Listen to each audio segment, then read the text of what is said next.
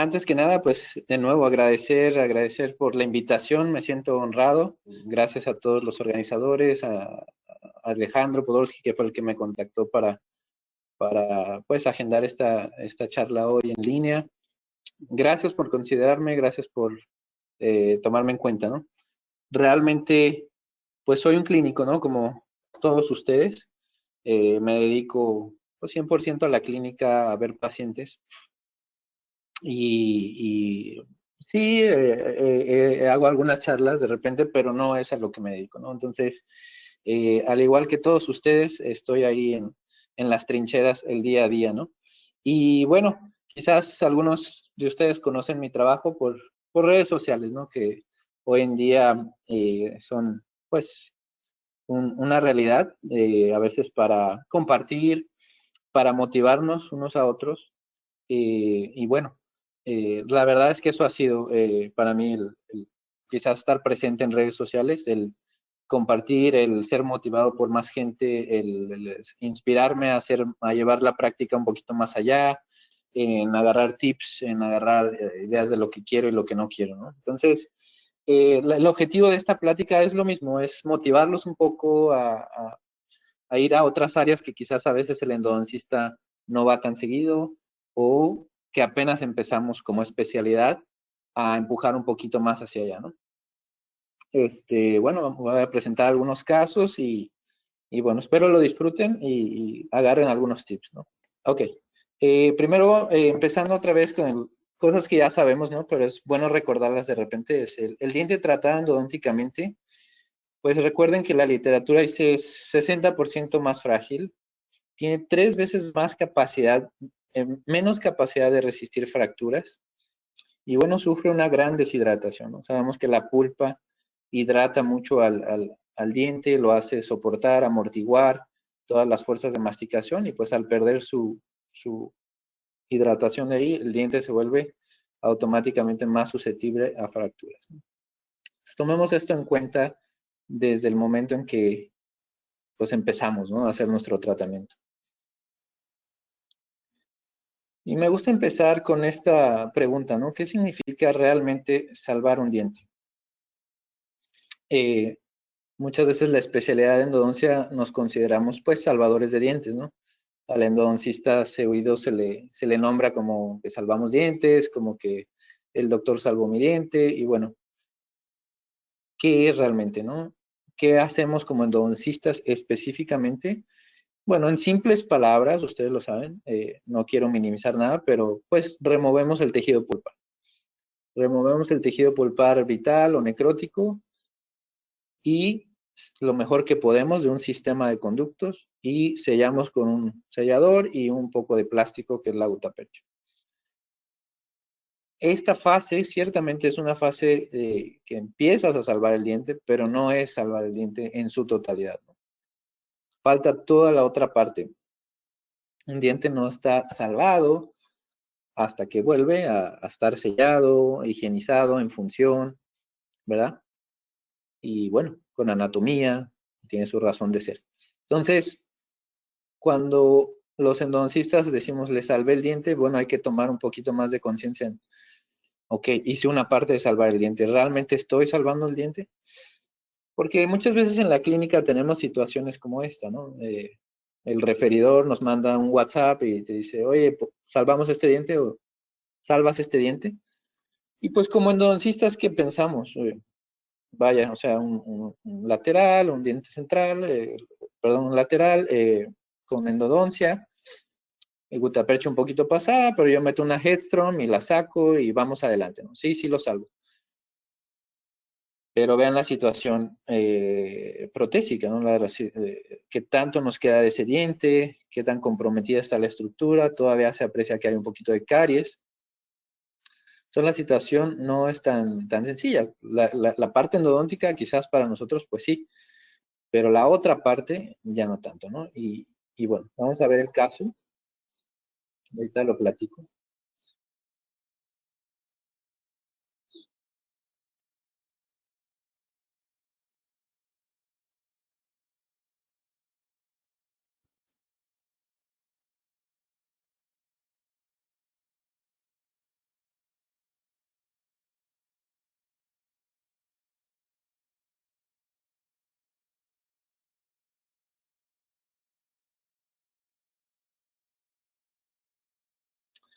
Entonces, si se fijan, la endodoncia fue la parte sencilla en este caso.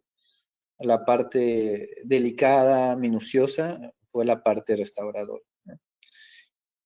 Entonces, bueno, cuando el doctor Alejandro Volsky me dice, vamos a dar una charla sobre temporalizar, yo dije, ah, caray, Provicit, ¿qué digo de eso, no? O sea, lo uso poco realmente, ¿no?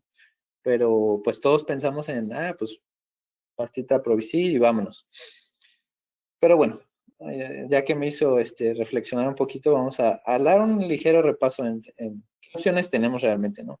Para temporalizar. Y bueno, tenemos el clásico Cavit Provicit, que es un óxido de zinc sulfato de calcio premezclado, que tiene sus buenas ventajas, ¿no? Lo sabemos, es fácil de usar, no tiene eugenol y endurece al contacto con el agua, en este caso de la saliva.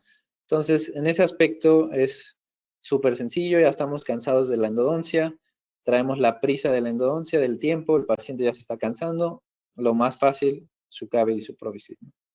O Provicit. Pero pues también tiene sus desventajas.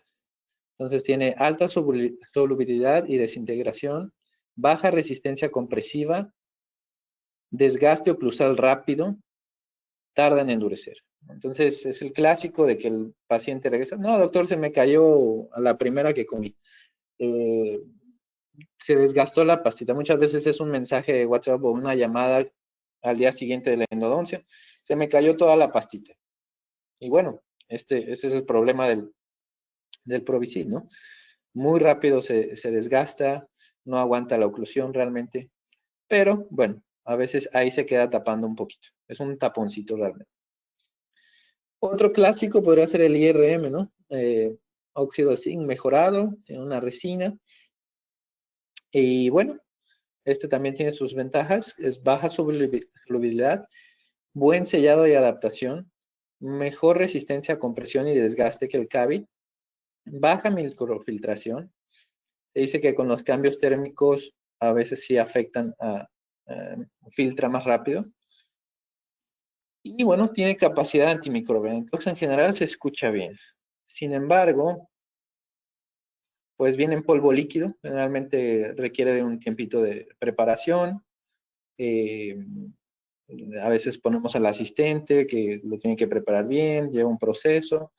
Pero yo, en mi opinión, lo peor que tiene es que tiene eugenol, ¿no? Entonces, el eugenol afecta la adhesión y en casos, bueno, de pulpa vital, pues hay un poco de toxicidad, ¿no? Tarda en endurecer, otra de sus desventajas. Vamos, tercero, yo diría más común es el ionómero de vidrio. Ionómero de vidrio, pues tenemos el polvo líquido, tarda 4 a 6 minutos en endurecer y y tenemos los modificados con resina, ¿no?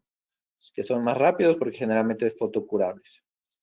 Tienen buena biocompatibilidad, tienen un poco de adhesión, 10 megapascales en su máximo, es decir, por más bien que lo pusimos y todo, lo más que alcanza es 10 megapascales, que es muy bajito si comparamos con las resinas compuestas, pero bueno. pH neutro, mayor resistencia a desgaste y compresión que el IR. Poca contracción. Sus desventajas, realmente sirve como reemplazo dentinario. Dejarlo, ¿a qué se refiere esto? Que no debe quedar en oclusión, al menos por tiempo indefinido, ¿no? Como temporalizador, pues puede ser, ¿no? Sin embargo, se supone que es reemplazo de resistencia a la abrasión y desgaste menor que las resinas, o resinas compuestas, menor resistencia a fractura y tensión que las resinas también, y bueno, sus técnicas de preparación y colocación no son tan sencillas, ¿no? En lo personal, a mí me caía muy pesado preparar el ionómero de vidrio, ¿no? El polvo líquido, el tiempo se endurece rápido, en fin, no es tan sencillo. Quizás hay gente muy acostumbrada. Ya los fotocurables, los que tienen resina, bueno, son un poquito más sencillos, obviamente. Perdón, Taito. Y bueno, quiero hacer una pequeña reflexión más que nada el día de hoy de cuando nos enfrentamos al fracaso, ¿no? Al fracaso de un diente tratado endodónticamente. Generalmente no son sus prácticas, pero nos llegan este tipo de situaciones, ¿no? Oye, a ver si lo salvas, la paciente no tiene dinero para implantes, la paciente por razones médicas no puede implantes o no quiere, etcétera, etcétera, ¿no? Y la situación está así, ya endodoncia previa, como podrán imaginar, postes, postes, uno fracturado, o los dos, sí, los dos, y bueno, pero total, vemos totalmente que hubo una filtración, microfiltración ya de mucho tiempo, ¿no? Vemos todo el tejido cariado, la encía inclusive pudo crecer. Entonces, bueno, empezamos a cuestionarnos si el diente es restaurable o no. ¿Y qué hace un diente no restaurable? ¿Qué dice la literatura, no? Entonces, ausencia de ferrule externo, nos decía que cuando un diente ya no tenía efecto férula, pues ya no era restaurable. Ausencia de espesor biológico, falta de estructura coronaria. Todas estas razones a veces nos hacían dudar si el diente era restaurable o no. Sin embargo, la literatura también actualmente apoya otros conceptos eh, aditivos, otros conceptos en los cuales puede permanecer un diente que a veces no presenta unas características ideales, ¿no? Y es que en la realidad, el diente tratado endodónticamente al día de hoy, en la literatura no hay un consenso exacto para decidir qué diente sí y qué diente no es restaurable. Obviamente, una fractura vertical de la raíz, situaciones ya muy extremas, todos lo sabemos. Pero hay situaciones clínicas que nos la pensamos mucho. ¿Será, no será? ¿Puedo en mis manos? ¿Puedo no? Y no hay un consenso exacto para decirte, a este nivel, ya no. Hay gente que salva dientes que a veces dices, wow, increíble. Hay gente que dice, yo no puedo y decide no, ¿no? Entonces, no hay una guía, no hay una guía exacta de cómo tratar el diente estructuralmente comprometido. Si poner postes, si no poner postes, si usar ribbon, si usar amalgama, poste colado. No hay una guía exacta. ¿Por qué? Porque es muy difícil hacer estos estudios clínicos bien estructurados, porque cada caso y cada paciente es diferente, ¿no? Entonces, clínicamente es imposible repetir la misma situación, porque también tiene que ver con cómo muerde el paciente, guías oclusales, dientes remanentes, todo, todo, ¿no? Entonces, es muy complejo. Entonces, a veces, en muchas situaciones, sí se vuelve una decisión clínica personal. ¿Puedo yo restaurarlo o no puedo restaurarlo? Y bueno, en un diente comprometido generalmente nos echamos la bolita, ¿no? Entre el rehabilitador y el endodoncista, pues tú, a veces yo le decía, pues yo le hago la endo, si tú lo puedes restaurar, va. Y así nos aventábamos el paquete, ¿no? Pero ¿qué pasa en nuestra clínica? Siendo realistas,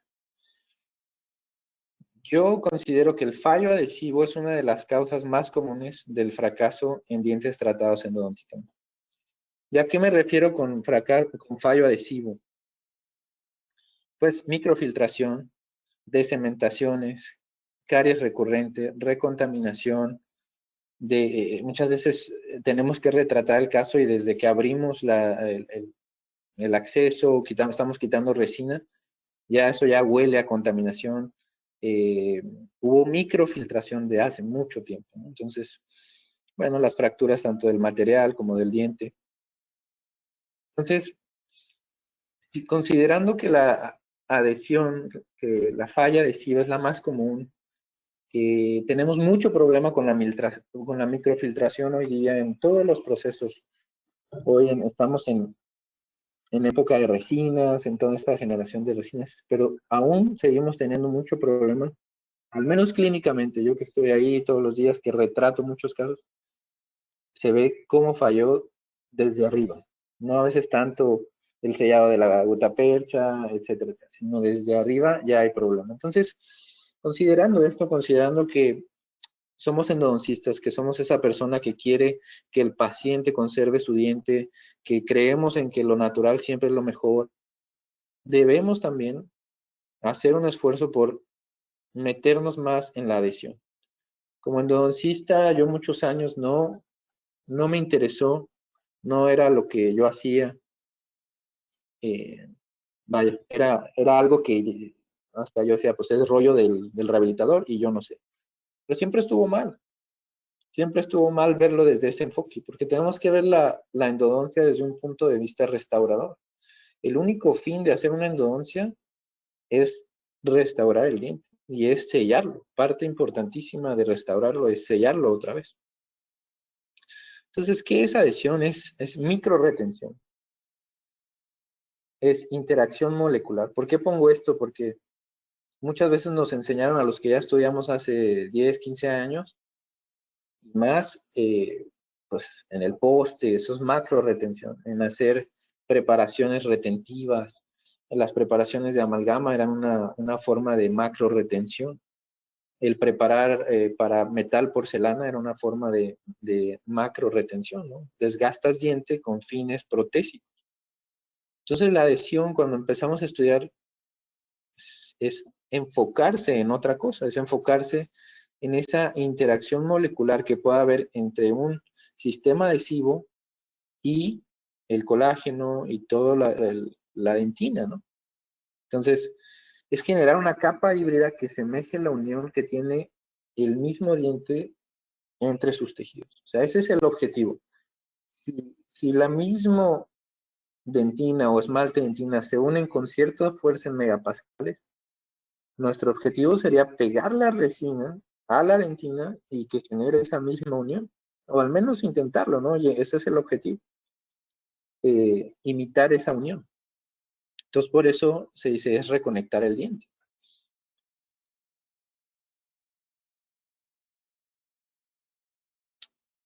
Adhesión no requiere de la macro retención, no requiere de extensión por prevención, no es de un solo paso y no es rápida y lleva sus tiempos.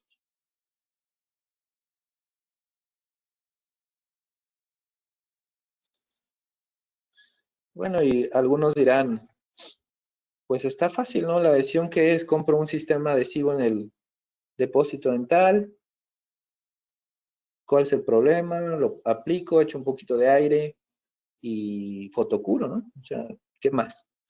Y bueno, eso es lo que creemos, o al menos a veces en la escuela, al menos cuando yo estudié, a veces era así de simple, ¿no? Ah, sí, un adhesivo universal, lo pones, echas aire, vámonos, y rapidito, ¿no? El problema es que la adhesión está peleada con la contracción, o hay contracción durante el... Hay estrés de contracción, ¿no? Entonces, que no sale...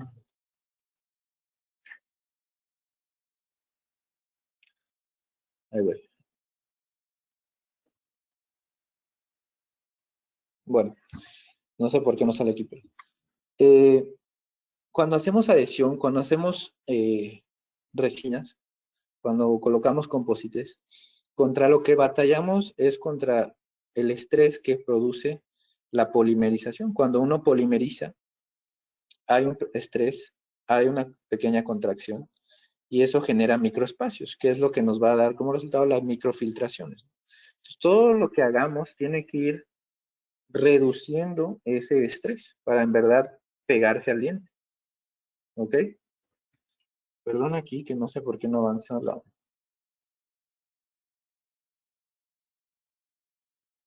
Ah, ya. Ok. Entonces, considerando esto del estrés, dice, o pensemos, muchas veces nos enseñan cómo restaurar el diente tratando odontológicamente con técnicas muy sencillas, ¿no? De un solo paso. ¿A qué se refiere? Bueno, a cementos duales que endurecen, a usar resinas bulk, postes.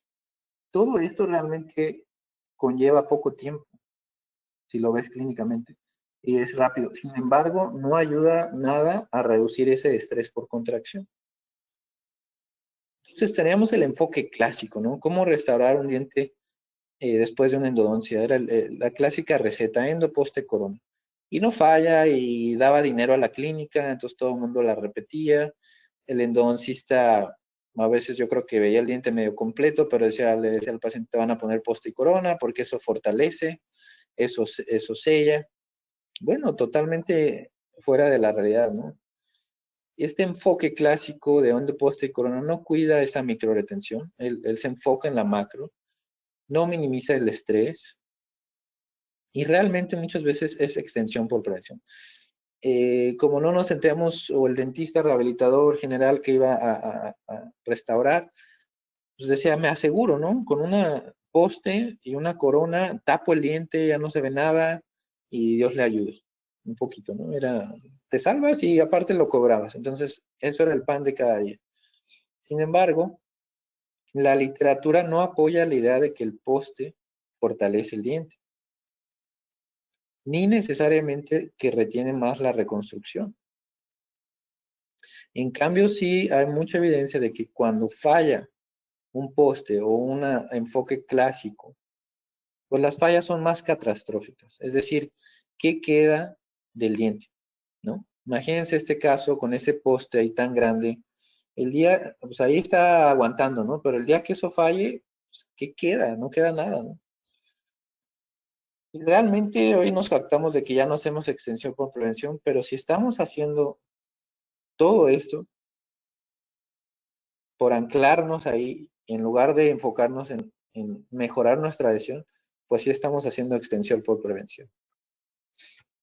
En mi búsqueda de decir, bueno, quiero sellar mejor el diente, quiero eh, garantizar un poco más mi trabajo endodóntico, que ya me costó mucho trabajo, pues encontré un poco esto del enfoque biomimético, seguro lo han escuchado, está un poquito, vamos a decirlo, de moda, sin embargo, pues no es una moda tal cual. Eh, pero sí es un enfoque basado en esa microretención que les digo, es conservador de tejidos, es aditivo, no sustrativo, y ve al diente antes que la restauración. Entonces, a mí me hizo mucho sentido eh, ir por este camino de la biomimética o de ser más enfocado en mejorar mis técnicas de adhesión, en sellar mis propios casos de endodoncia. Y el hecho que el diente vaya antes que la restauración se me hace muy interesante porque el clásico dicho del enfoque clásico va a ser, tengo dientes con 30 años con postes, ¿no? Y realmente sí, pero el día que falla es una extracción. Eh, o 30 años, pero filtrando, o sea, 20 filtrando. Entonces, eh, prefiero, el enfoque biomimético dice, prefiero que falle la restauración y que me quede diente todavía para volver a restaurar, a que ya no me quede nada de diente. Y, y es eso, todo falla. En el tiempo todo falla, todo vuelve a filtrar. Entonces, ¿cómo queda el diente después de que falla mi restauración? Ese es el meollo del asunto, ese es el tema. Mientras más diente quede, pues le vamos a alargar la vida al diente, que es lo que nosotros nos dedicamos a, no a salvar dientes, es a alargarle la vida al diente. Entonces, este enfoque me hizo recapacitar bastante en, oye, hay que mejorar mis aislamientos. Yo aíslo muy fácil con una grapa en el diente que necesita endodoncia, le pongo un poquito de Opal Dam si se necesita y vámonos, ¿no? Entonces, cuando empiezas a pensar un poquito más restaurativamente, empiezas a cambiar aislamientos, eh, reconocer o reencontrarte otra vez con qué era un adhesivo, qué lo forma, qué es un sistema adhesivo, cuáles había. Que como endodoncistas, pues no sé cómo andemos hoy día, espero que hemos avanzado en eso. Eh, pero cuando yo estudié todavía no vimos nada de esto. O sea, esto era terreno de otra área y no debe ser, no debe ser. ¿Qué materiales restauradores contamos? ¿Con qué adyuvantes a las resinas, verdad? Hoy tenemos ribbon, fibras cortas, por decirlo en el área de la biomimética.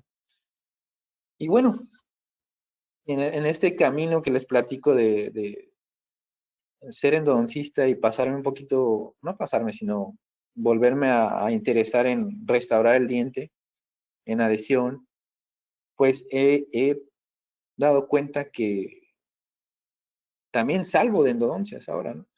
Entonces, es interesante porque parte de lo que nos comprometimos como endodoncistas era a veces a preservar la pulpa, ¿no? Cuando se pudiera.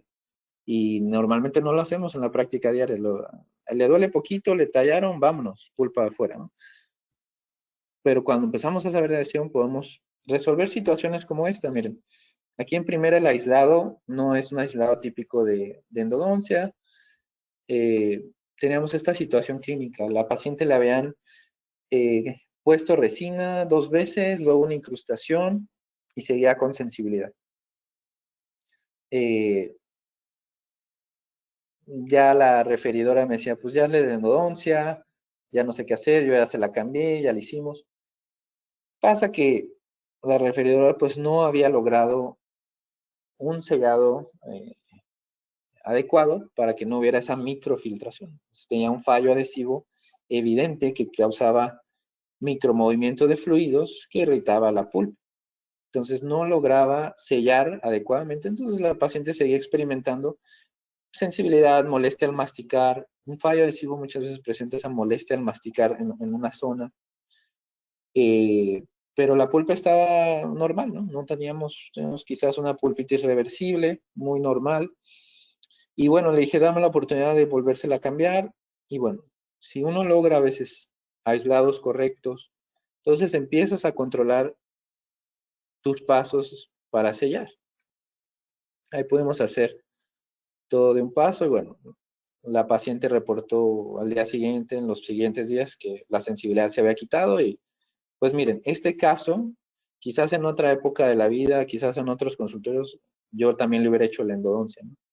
Ya van 2 veces que le cambian la resina, ya hasta incrustación, pobre paciente, ya está harta, vámonos, yo sé quitar la pulpa, ¿no? Pero eso no significa que es lo mejor. Ahora este diente con una resina, una reconstrucción con resina, está vital, la paciente estaba treintañera, o sea, joven.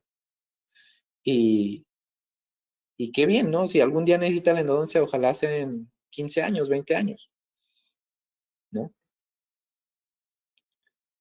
Y bueno, la gran pregunta, ¿quién restaura el diente comprometido, no? Ay, perdón. ¿Es el protecista, es el dentista general o podemos ser los endodoncistas? Y bueno, ahí hay el pleito. Antes los protecistas decían, no, pues ustedes desobturen para el poste porque nos desviamos, ¿no? Pero si ahora estamos viendo que ni necesitamos poste, y bueno, obviamente yo creo que en muchas ocasiones tiene que ser el endodoncista. Y aquí lo vemos, ¿no? Una restauración preendo.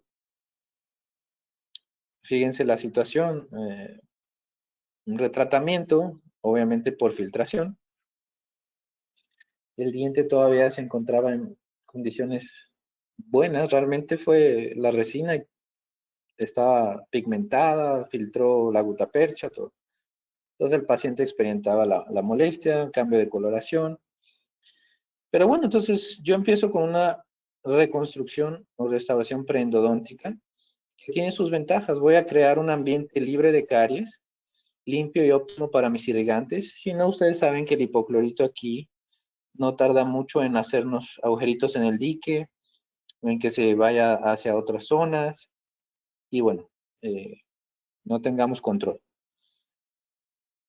Eh, Me aseguro de que el diente pueda ser restaurado. Al hacer una reconstrucción periodontótica, yo le digo al rehabilitador, ya está, sí se puede salvar, ¿no? Sí, sí está a un nivel restaurable. Y un punto importante, me mejora la adhesión. Estamos platicando de mejorar la adhesión, ¿no? De ser mejores en adhesión. Entonces, el hipoclorito oxigena demasiado la dentina.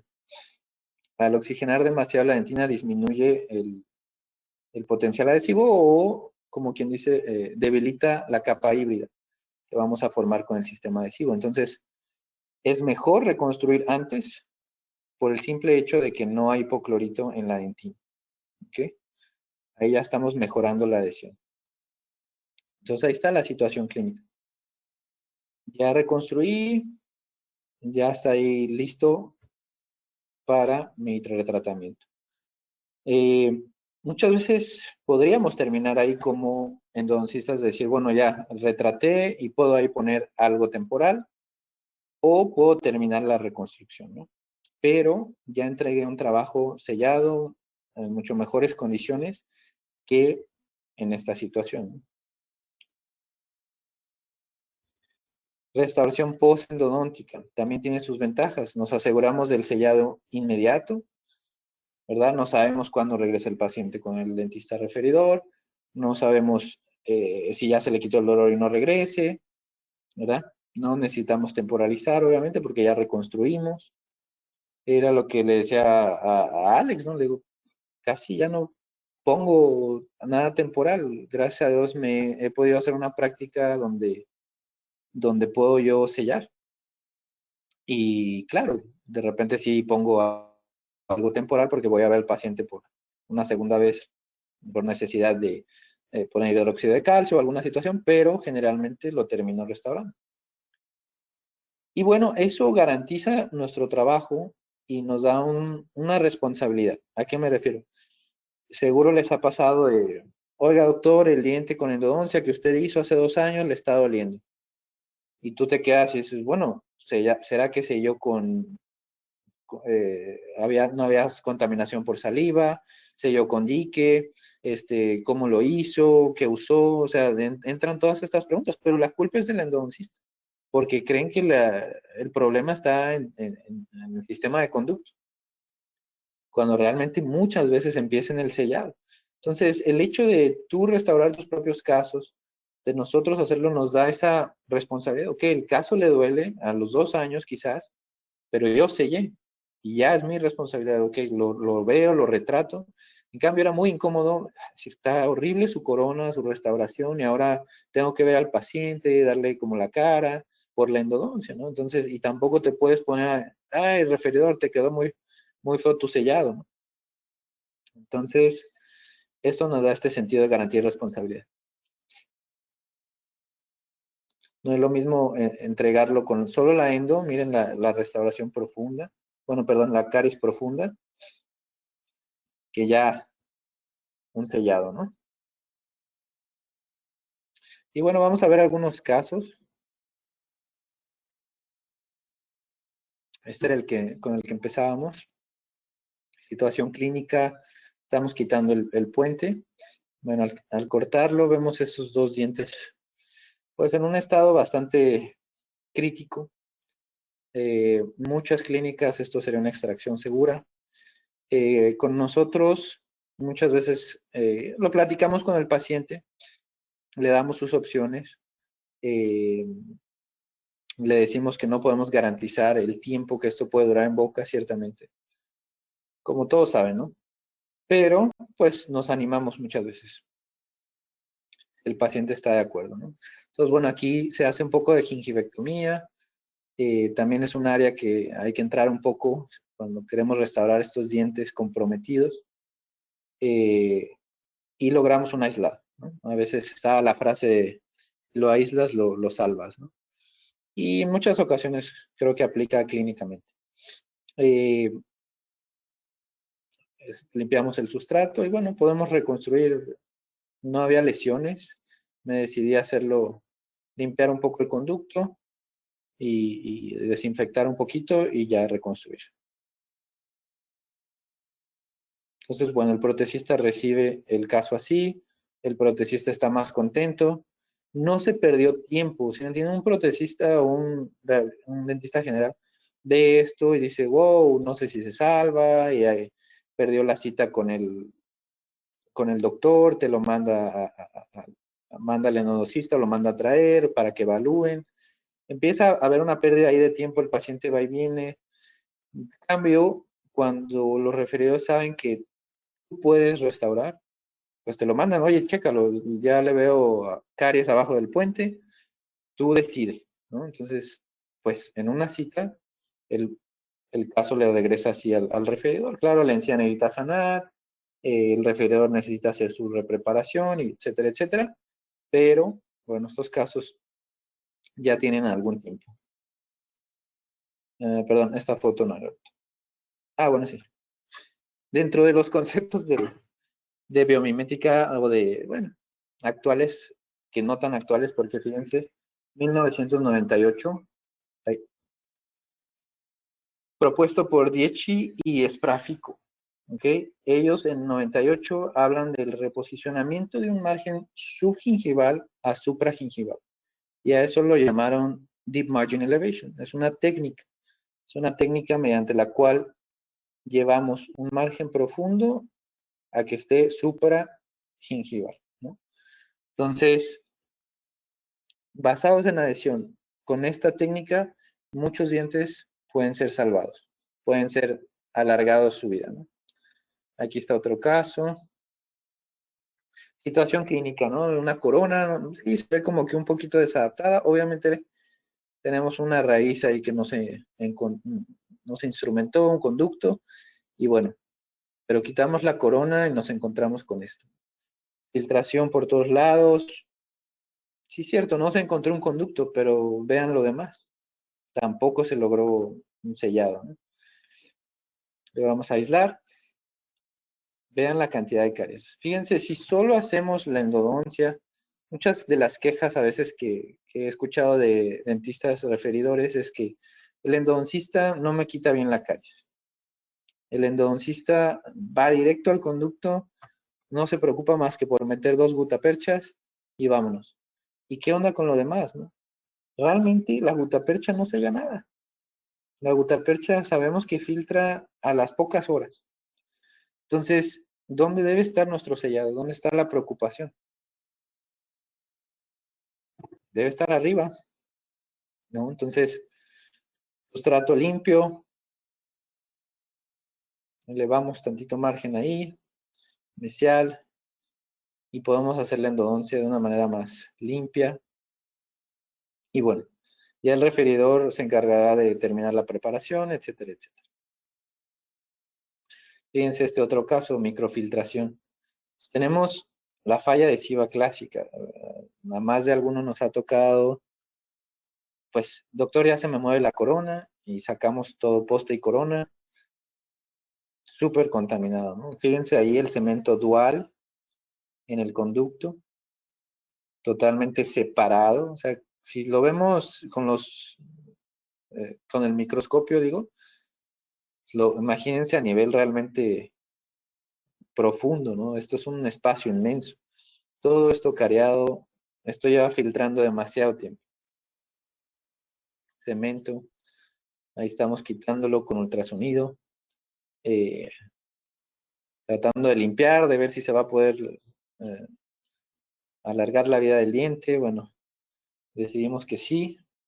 Hacemos una reconstrucción previa.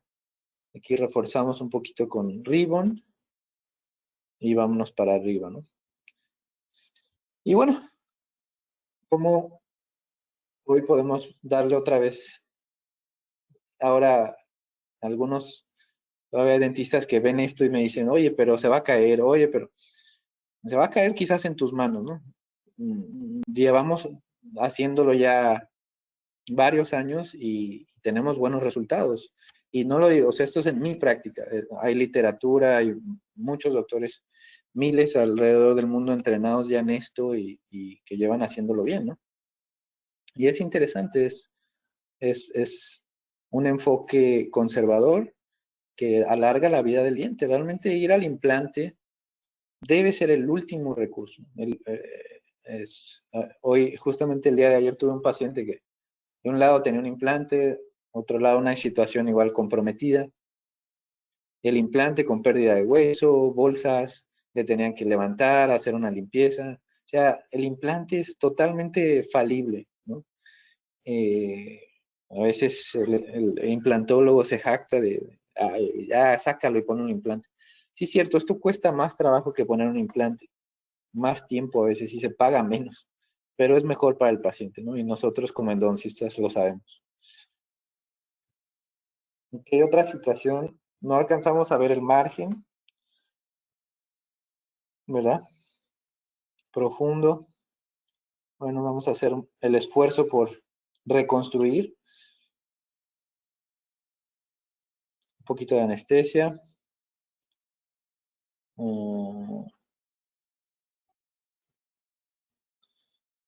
Y bueno, un poco empezamos a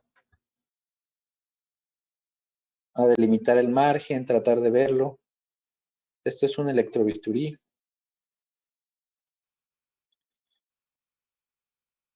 Es una muy buena herramienta. Está el láser y el electro. Soy nuevo en láser, ¿verdad, Alex? Ahí estoy, pregúntele y pregúntele. Y bueno, aquí nada más quiero ver el margen. Quiero ver a dónde estamos llegando, si todavía hay caries.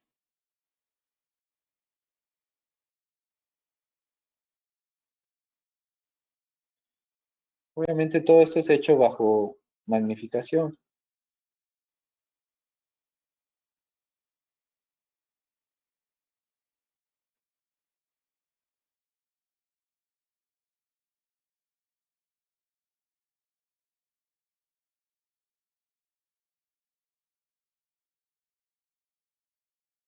Vamos a adelantarlo un poquito. No me acordaba que puse un canal. Y bueno, empezamos el aislado. Un poquito complicado en esa zona, fíjense. Todavía delicada esa zona. Son casos de batalla, ¿no? Y al menos en mis manos a veces salen rápido, a veces que no. Y, y para mí es un reto, ¿no? Igual que las endodoncias, a veces esto también se ha vuelto un reto de poder mejorar en esto, ¿no? Y bueno, ahí se logró poner una bandita de cobre, ahí pude adaptarla con dos cuñitas. Empieza a usar uno la imaginación con las herramientas que tenemos, ¿no? Y aprovechamos para quitar esta otra caries. Bueno, ahí controlamos ya la humedad, si se fijan, de alguna manera en esa zona crítica. Y bueno, pudimos hacer el protocolo de adhesión. Un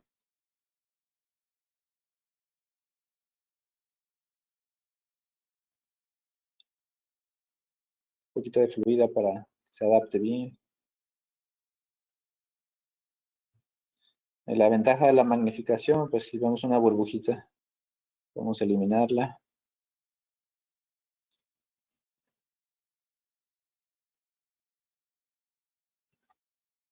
Luego ya agregamos, pues, vamos a formar nuestra pared de la mejor manera que se pueda.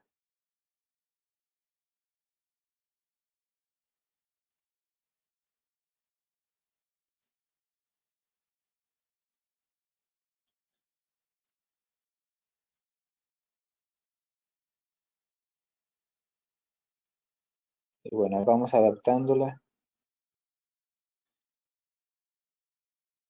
Entonces, todo esto, hacerlo en los pasos correctos, en los tiempos correctos, favorece a la adhesión o al menos disminuye el estrés por contracción que les platicaba. Entonces, la elevación de margen es una técnica de disminución de estrés en cierta forma. ¿Por qué? Porque la indirecta, la corona, el overlay que vendrá después,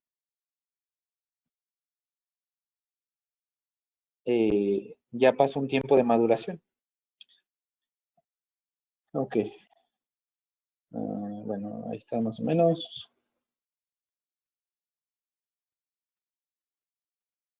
Al menos logramos ese margen profundo, ¿no? Todavía había trabajo por hacer, pero bueno, concluyendo un poquito, ¿no? Seguro alguien está pensando en algunas excusas para no, es que yo no restauro. Ok, las clásicas, a mí solo me piden el tratamiento de conductos, no deja dinero. El referidor quiere la ganancia del poste. Tendría que hacer dos citas y yo todo lo hago en una, ¿no? Pues cierto, esto es las excusas del por qué no entrarle a no temporalizar y a restaurar, ¿no? Pero ojalá que les caigan algunos 20, algunas conclusiones. Y si requerimos temporalizar por más de una semana, bueno, esto recapitulando lo de los cementos temporales, pues una semana creo que todavía se vale usar Provisit. Yo lo uso cuando veo al paciente en 7 días, que generalmente cuando dejo hidróxido de calcio lo dejo una semanita. Pero si ya va a salir más tiempo, que se va de vacaciones, sabemos que el ionómero de vidrio es la opción ideal. Otro 20 que nos debe caer. Un diente no está salvado solo por hacer el tratamiento de conductos. La restauración pre y post endo garantiza nuestro trabajo. El sellado a largo plazo realmente viene de entender conceptos de adhesión. Una buena restauración es mejor que una buena endodoncia para el pronóstico a largo plazo. Y créanme esto, al referidor le va a gustar que tú restaures dientes comprometidos, que como endodoncistas nos involucremos un poquito más. Nos lo ponemos de excusa. No, él quiere hacer el poste. Y sí, sí va a haber uno que otro rejeo que no nos deje, ¿no? Pero a muchos va a decir, wow, me evitó el trabajo ese de andar aislando por allá, de andar metiendo esas banditas, o de pensar en si era salvable, él ya me lo dejó listo para yo preparar. Es el dentista que te envía el caso, generalmente gana de la indirecta, ya sea una corona, un overlay, un inlay, generalmente gana de eso, no tanto de un poste o de una reconstrucción. La magnificación es imperativa en el arte de salvar dientes y, y aceptémoslo, ¿no? Muchos colegas no saben de adhesión a profundidad. Mucho dentista que nos puede mandar casos no sabe de adhesión a profundidad. Y estamos hablando de dientes en terapia intensiva, como le llaman, graves, ¿no? Entonces necesitamos el mayor conocimiento de las mejores técnicas. Una vez que hacemos tratamientos endodónticos a un diente, somos responsables prácticamente de ese diente. Con esa reflexión decir, ok, cada diente que tratamos al rato se puede revertir. Realizar la restauración pre y post endo sí puede ser redituable y temporalizar pues no es redituable. Eh, Ciertamente, tenemos todos buenos referidores de repente que dices, wow, qué bien lo hace y tenemos toda la confianza, ¿no? Y si ves que un referidor te manda el caso ya limpio de caries, ya reconstruido, te manda ya la pared alzada, te dice voy a hacer esto, bueno, ahí sí, con toda la confianza tú, ok, yo te hago el tratamiento de conducto. Entonces, si te mandan los casos que llegan así, como le quitas la corona y checas si se salva, oye, hay que salvar este diente, un retratamiento y no han ni explorado si es restaurable, a este tipo de referidor sí le va a gustar que le regrese restaurado, ¿no?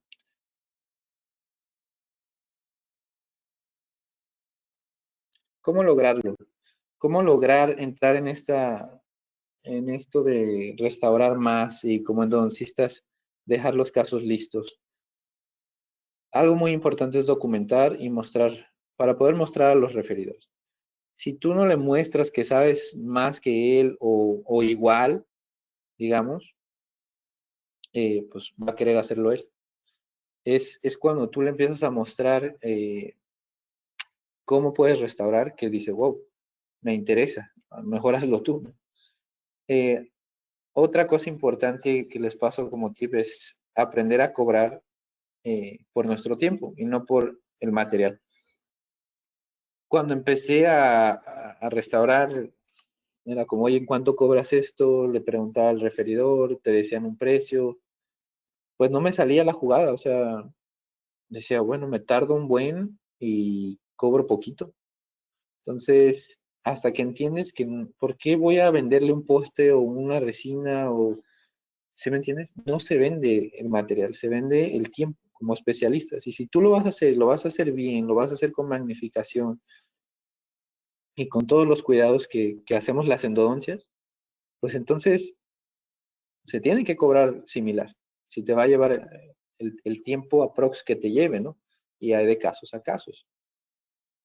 Y bueno, otra es ir seleccionando a nuestros referidores, los dentistas, endodoncistas jóvenes que empiezan a circular o a salir, pues queremos agarrar todo, ¿no? Yo así era y bueno, después aprendes que quieres trabajar con gente que trabaje bien, porque si no, luego son más complicaciones. Entonces, eso es algo importante, un referidor que aprecia tu trabajo, que te deja a ti, es muy importante y esos hay que cuidarlos y valorarlos y esos son los que te van a dejar entrarle a esta parte de salvar el diente. Y bueno, realmente esto es una plática para motivarnos como endodoncistas a no tanto a temporalizar, sino a restaurar más, pero pues realmente es una charla corta y hay mucho por aprender dentro del área de adhesión, del área de reconstrucción y bueno, tomar cursos, actualizarse es muy importante. Y bueno, gracias a los que siguen ahí. No sé cómo voy, creo que voy bien de tiempo. Eh, pero bueno, muchas gracias por la invitación y por escuchar. Espero les haya servido de algo.